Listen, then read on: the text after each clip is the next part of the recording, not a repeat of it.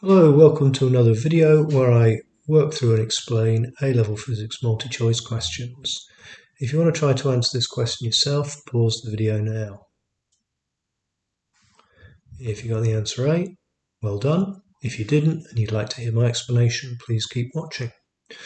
So we've got resistance of resistance R, R and 3R, and they're connected as shown, or they're connected in parallel.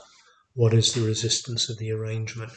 Well, we're going to use the equation that 1 over the total resistance of resistors in parallel is equal to 1 over R1 plus 1 over R2, etc. So let's just write that down. The 1 over the total resistance is going to be equal to 1 over R plus 1 over R plus 1 over 3R.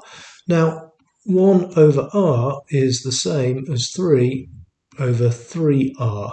So I'm just going to change these first couple of 1 over R's to 1 over 3R. So 1 over the total resistance is equal to 3 over 3R plus 3 over 3R plus 1 over 3R.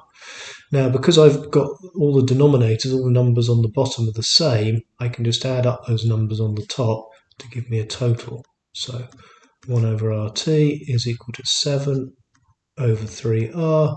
I can flip both sides of this equation up the other way, so we get 3 over 7R. The answer is A. If you found this useful, press the subscribe button, share with your friends, give me a like, watch more in the series.